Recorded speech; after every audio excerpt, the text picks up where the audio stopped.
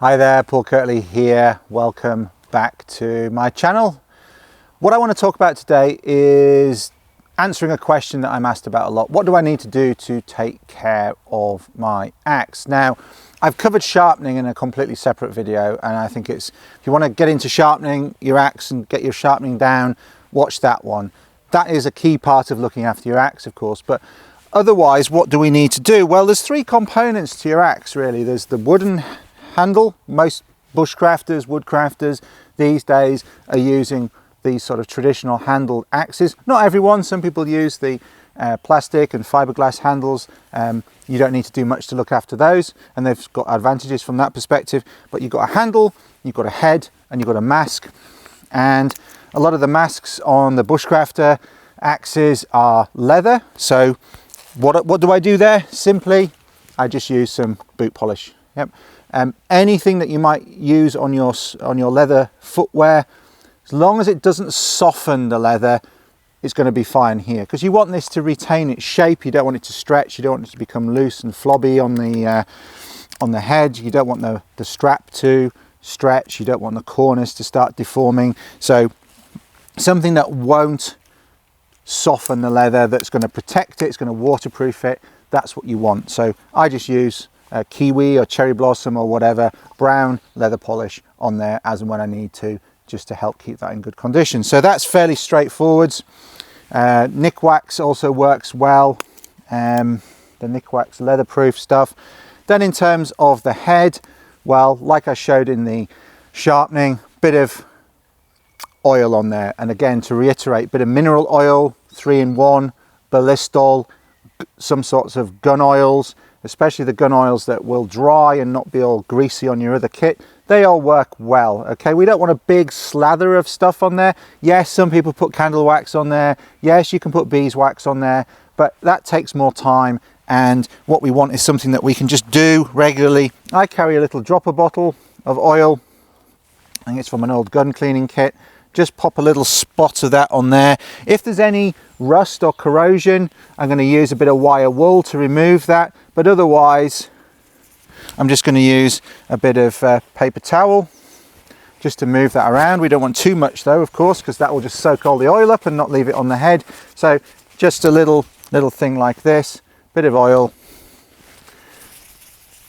push it around the head. You don't want loads on there, just enough to create a film that separates your axe steel from the environmental moisture, whether that's just dew overnight. It can be warm during the day, cold at night.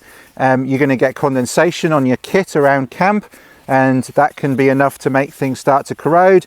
If you're on a canoe journey and your axe gets a bit wet because it's just in the canvas portage pack, you want a bit of protection from the water. If your axe mask gets wet and the leather's a little bit damp, although if you put leather treatment on it, it'll be less damp than it would otherwise be. It's another reason to put the leather polish on. You've got wet leather sat against the steel. For all of those reasons, having a bit of oil on there helps. Not to mention just using it in the field if it's raining or if it's come into contact with wet vegetation, etc., just to give it a bit of protection. So, and it cleans it up and makes it look nice as well.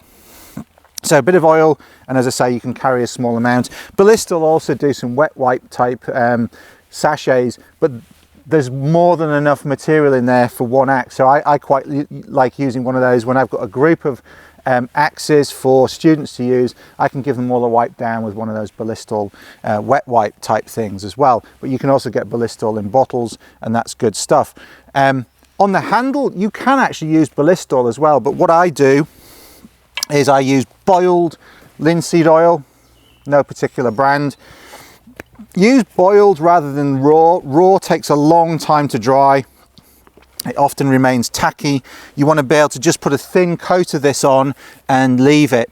Ideally, you leave it overnight. So this is something that I don't really do in the field. It's something that I do at home. So maybe I've been out on a trip and I'm getting my axe back up to spec when I get home, get it all nice and sharp, get the mask tidied up with some polish, put some more oil on the head after sharpening, that type of thing. And I want to just bring this back, don't want that falling over, just bring this back to a nice condition. Bit of boiled linseed oil on a rag, on a piece of paper towel, wipe it on. But be careful, if you put linseed oil in a rag, that can spontaneously combust. You get an exothermic reaction, it heats up, and people have burned their workshops down and their sheds and their garages down with linseed oil. So I prefer to use a bit of paper towel and then burn it afterwards, so that there's no risk there. Wipe off the excess. As I say, it's good if you can leave it overnight. Puts a very thin coat on, but it polymerizes quite quickly, it dries off quite quickly, and it adds an extra coat. Now, both of the axes that I have here, both this Gransfors small forest axe and the Scandinavian forest axe, and I have no connection with Gransfors. In fact, Gransfors were quite rude to me when I wanted to stock them when I had an online store, so I actually have no allegiance to Gransfors. And if Gransfors are listening, bear that in mind when you deal with people. I've also shown how to do a refinish on a Hultafors axe, but both of these are finished. These are older axes. The quality of the hickory on these is very good. I'm not sure that the quality of the hickory on the Gransfors axes these days is as good. This was really tight grained.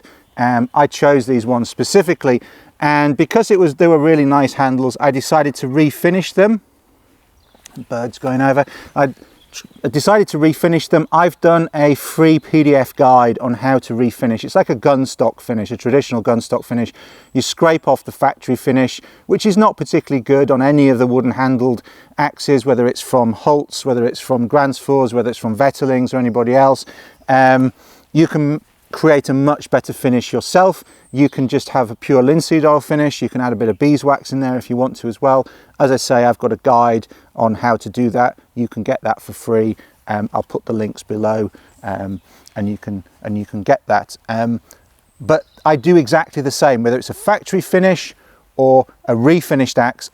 When I want to spruce the axe up a bit, I just do exactly what I just did and rub some more oil on there just to add another coat. And I do that every once in a while, if it looks a little dry, or if I've used it a lot and it's been out in the weather.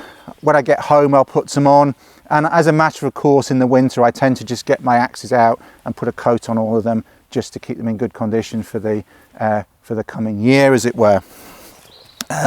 Or if I'm going on a trip, if I'm planning a trip and I'm going out on a canoe trip for a few weeks, or we're doing a winter trip, I'll get all my kit in tip-top condition before we go. So just to reiterate, some leather protection on the mask, some oil on the head, and some linseed oil on the handle will keep your axe in fantastic condition. And I'll throw a photo up in a second. One of the axes is, it's not this one. I have two small forest axes. It's my older small forest axe, which at the time I took the photo, it was more than 10 years old.